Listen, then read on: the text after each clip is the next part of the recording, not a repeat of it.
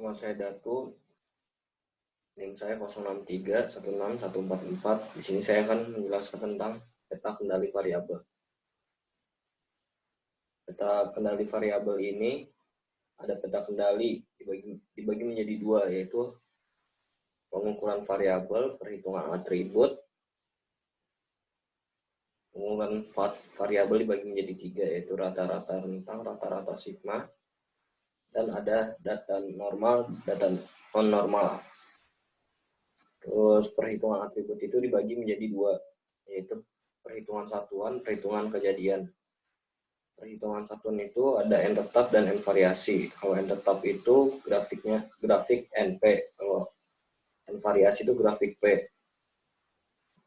Nah, perhitungan kejadian itu dibagi dua juga, ada n tetap sama n variasi. N tetap itu grafik C dan n variasi itu grafik U.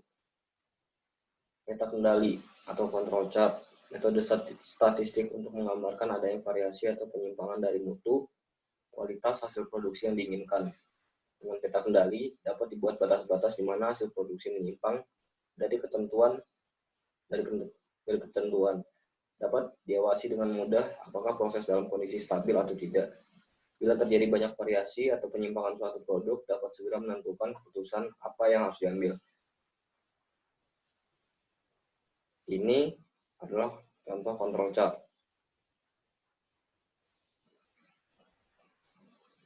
Macam variasi. Variasi dalam objek, misalnya kehalusan dari salah satu sisi dari suatu produk tidak sama dengan sisi lain. Lebar bagian atas suatu produk tidak sama dengan lebar bagian bawah dan lain-lain. Variasi antar objek, misalnya itu suatu produk yang diproduksi pada saat yang hampir sama mempunyai kualitas yang berbeda atau bervariasi.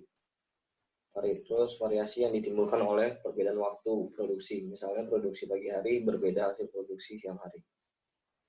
Penyebab timbulnya variasi ada dua, yaitu penyebab khusus atau special cause of variation. Ada main, tool, met, link, metode, dan lain-lain. Penyebab umum atau common cause of variation melekat pada sistem atau berada di dalam batas kendali. Jenis peta kendali. Ada peta kendali variabel, peta kendali untuk data variabel. Contohnya peta X dan R, peta X dan S, dan lain-lain. Terus ada peta kendali atribut, peta kendali untuk data atribut. Contohnya seperti peta P, peta C, dan peta U, dan lain-lain. Peta X dan R. Peta kendali X memantau perubahan suatu sebaran atau distribusi suatu variasi dalam hal lokasinya. Apakah proses masih berada dalam batas pengendalian atau tidak? Apakah rata-rata produk yang dihasilkan sesuai dengan standar yang telah ditentukan? Peta kendali R memantau perubahan dalam hal spreadnya atau penyebarannya. Memantau tingkat keakurasian atau ketepatan proses yang diukur dengan range dari sampel yang diambil. Langkah dalam pembuatan peta X dan R. Yang pertama, tentukan ukuran subgrup, tentukan banyaknya subgrup, sedikitnya 20 subgrup. Hitung nilai rata-rata dari setiap subgrup, yaitu X. Hitung nilai rata-rata X, yaitu X yang merupakan center line dari peta kendali X. Hitung nilai selisih data terbesar dengan data terkecil dari setiap subgrup, yaitu range atau R. Hitung nilai rata-rata dari seluruh R, yaitu R yang merupakan center line dari peta kendali R. Yang ketujuh itu dihitung batas kendali dari peta kendali X. Yang ke-8, hitung batas kendali untuk peta kendali R. Contohnya seperti UCL atau LCL. Yang 9, plot data X dan R pada peta kendali X dan R serta amati apakah data tersebut berada dalam pengendalian atau tidak. 10, hitung indeks kapabilitas proses atau CP. Ini cara hitung indeks CPK.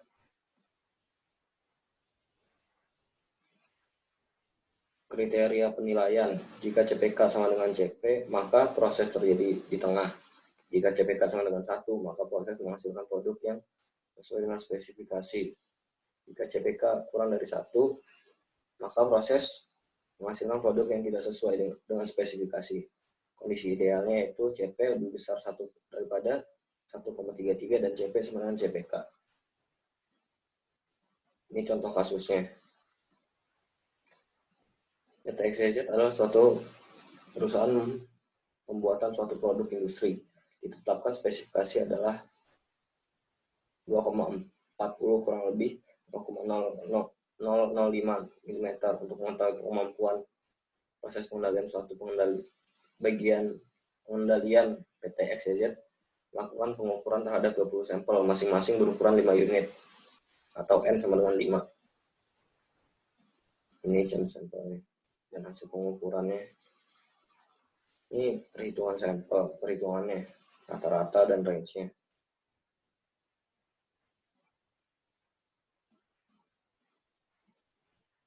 Peta X ada data out of control, maka pada sampel tersebut dibuang.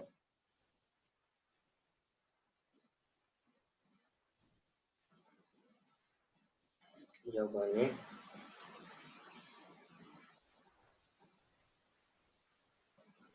langkah-langkah pembuatan peta kendali X dan S adalah sebagai berikut.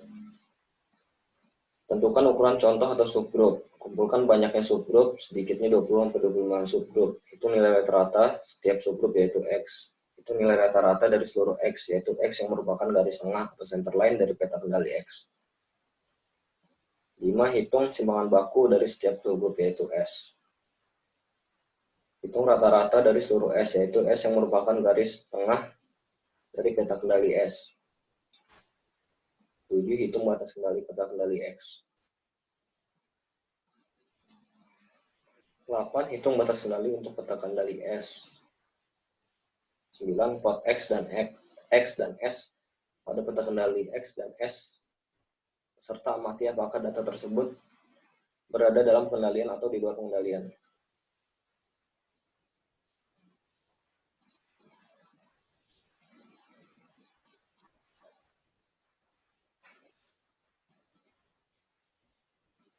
Sekian presentasi dari saya. Terima kasih.